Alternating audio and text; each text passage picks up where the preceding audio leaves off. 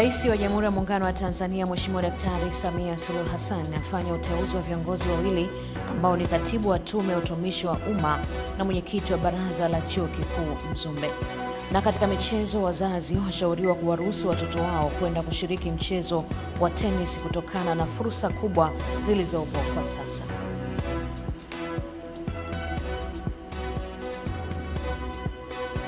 Habari za asubuhi mpenzi mtazamaji wetu, karibu sana katika kipindi cha Asubuhi Njema. Jina langu ni Kisa Mwipiana. Tunaanza na taarifa habari, baadaye tutapata muda wa kuangalia kilichojiri katika upande wa magazeti. Rais wa Jamhuri ya Muungano wa Tanzania Mheshimiwa Daktari Samia Suluhu Hassan amefanya uteuzi wa viongozi kwa mujibu wa taarifa iliyotolewa na Katibu Mkuu Kiongozi Balozi Daktari Moses Kusiluka. Viongozi walioteuliwa ni kama ifuatavyo. Nolasco Jacob Kipanda ameteuliwa kuwa katibu wa Tume ya Utumishi wa Umma. Kabla ya uteuzi huo, Bwana Kipanda alikuwa mkurugenzi wa utendaji wa uendelezaji wa taasisi Ofisi ya Rais, Management ya Utumishi wa Umma na Utawala Bora. Na Balozi Modest Jonathan Mero ameteuliwa kuwa mwenyekiti wa Baraza la Chuo Kikuu Mzumbe. Balozi Mero anachukua nafasi ya Profesa Saida Yahya Othman ambaye amemaliza muda wake. Waziri wa Nchi Ofisi ya Rais TAMISEMI Profesa Riziki Shemdoe ameagiza taasisi zote za umma kujiunga na mfumo wa dawati la huduma za serikali uliotengenezwa na Mamlaka ya Serikali Mtandao EGA, lengo likiwa ni kuunganisha huduma zote za kiserikali katika mifumo hiyo ambayo ni salama na rafiki kwa watumishi wa umma. Tupate taarifa zaidi. Profesa Shemdoe ametoa kauli hiyo jijini Dodoma wakati akifunga kilele cha wiki ya utumishi wa umma iliyobeba kauli mbiu ya kuchochea uwajibikaji jumuishi kwa maendeleo endelevu. Ninatoa maelekezo kwa taasisi zote za umma kuhakikisha zinatumia mfumo wa ngao.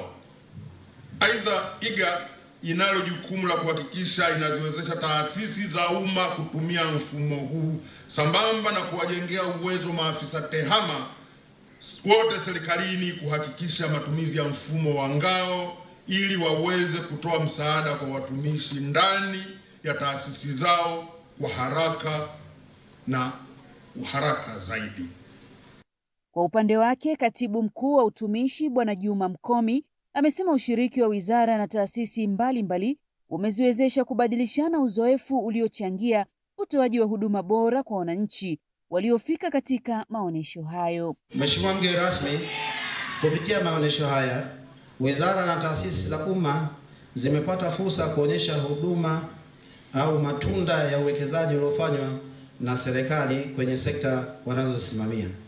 Aidha, wananchi wamepata fursa ya kupata huduma moja kwa moja au papo kwa hapo kutoka kwa taasisi za umma. Vile vile taasisi za umma zimepata fursa ya kubadilishana uzoefu juu ya mikakati ya utoaji huduma kwa umma.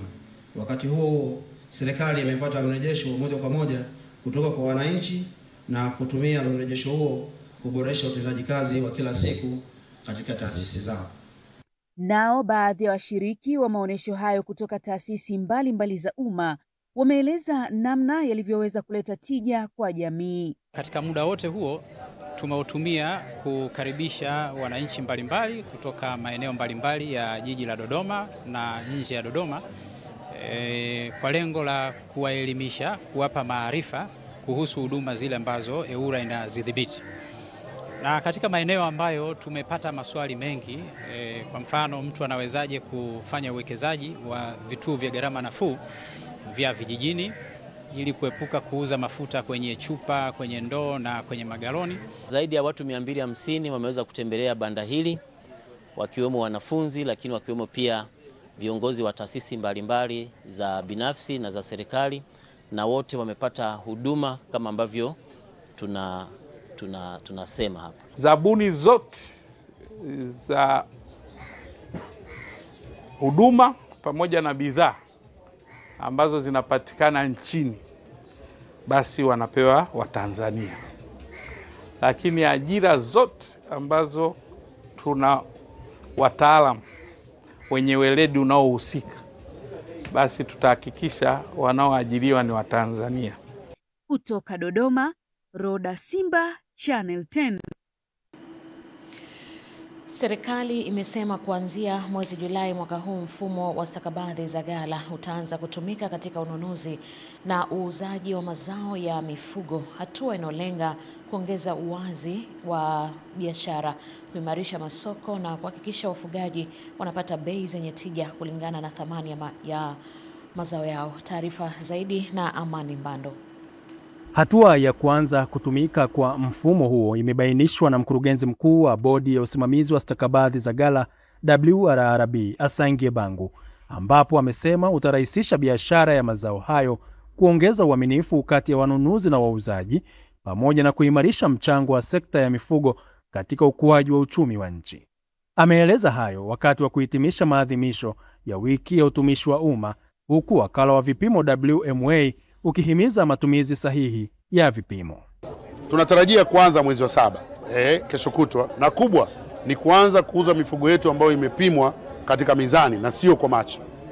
Wafugaji watarajia ukombozi, wamekuwa wakihangaika kuzunguka na mifugo yao kwa ajili ya kuiuza.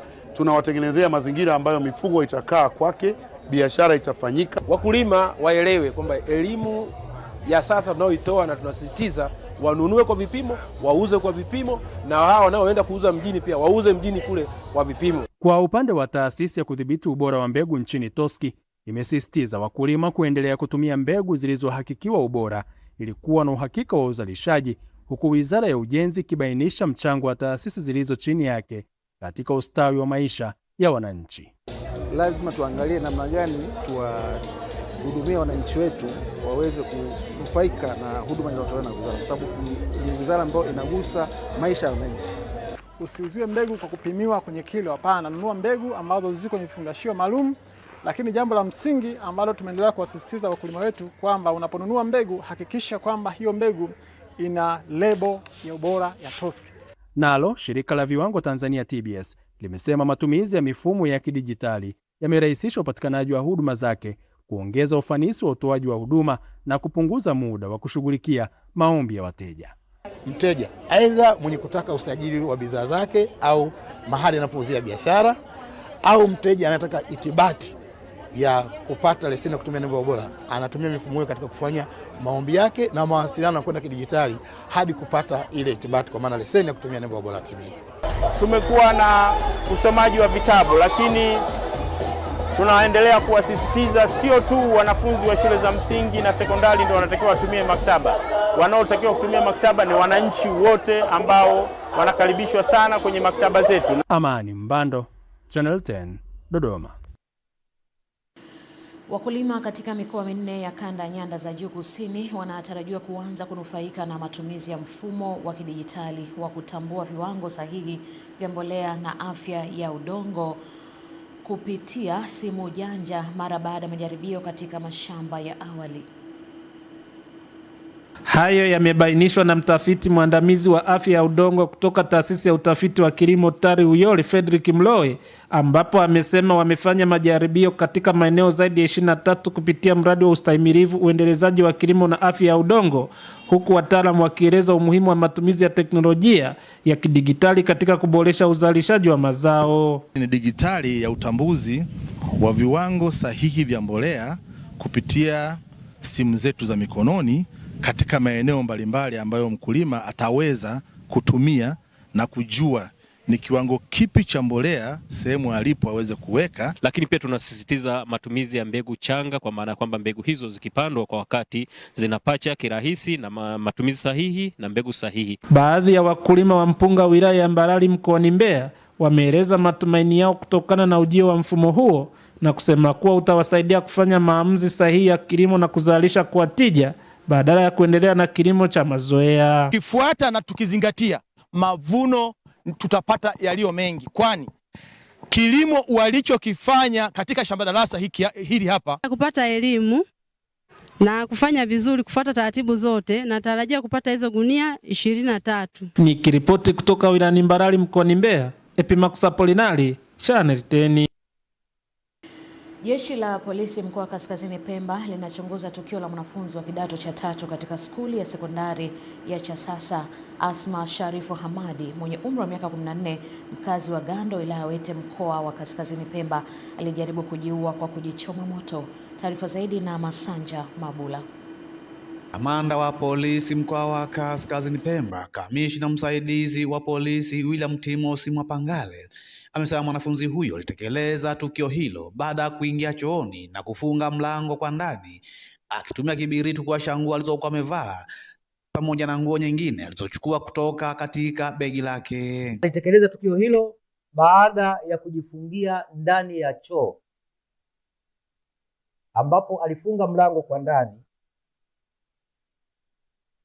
akitumia kiberiti kuwasha nguo alizokuwa amevaa na nyingine alizokuwa amezichukua kutoka katika begi lake bwenini kwake na kuwasha. Msimamizi wa bweni la wasichana wa skuli hiyo Asha Salim Omari pamoja na daktari wa zamu katika hospitali ya Kinyasini wanaeleza tukio lilivyokuwa. Nikasikia kelele za wanafunzi, moto moto.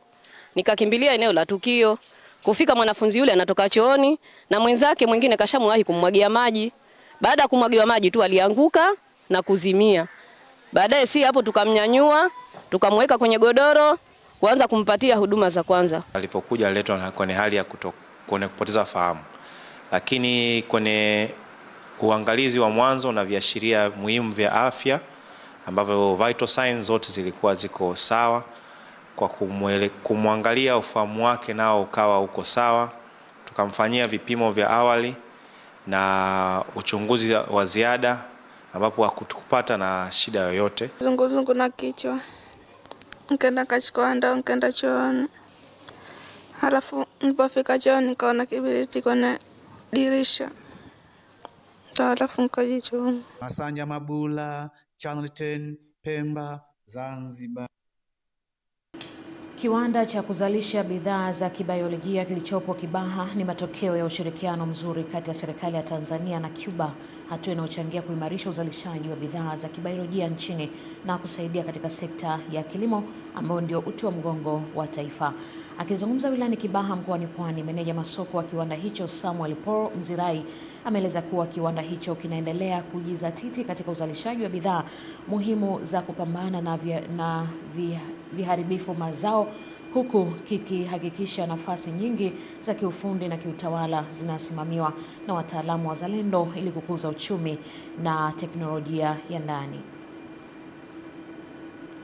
Lakini uzuri wa mbolea hizi pia za kibiolojia zenyewe pia zinatoa ulinzi dhidi ya bakteria na dhidi ya fungus.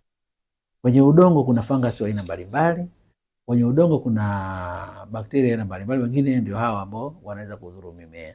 Kwa hiyo ukitumia mbolea hizi za kibiolojia ambazo zinatengenezwa hapa, hiyo fosforina pamoja na dimagon, zenyewe zinatoa ulinzi dhidi ya wale bakteria wadhurifu pamoja na fangasi. Hospitali ya Taifa ya Muhimbili imewataka na kuomba wadau mbalimbali, taasisi binafsi na watu wenye uwezo kujitokeza kwa wingi kuunga mkono juhudi za kumlea mama aliyejifungua watoto 5 pamoja na watoto wake ili kuhakikisha wanapata mahitaji muhimu kwa afya, malezi na ustawi wao. Akizungumza katika hafla ya kukabidhi misaada kwa mama huyo, kaimu mkurugenzi wa hospitali hiyo Dr. Juliet Magandi amesema malezi ya watoto 5 waliozaliwa kwa wakati mmoja yanahitaji maandalizi na rasilimali za kutosha, hivyo ushirikiano wa wadau mbalimbali utakuwa na mchango mkubwa katika kupunguza changamoto zinaweza kuikabili. Watoto wake wote 5.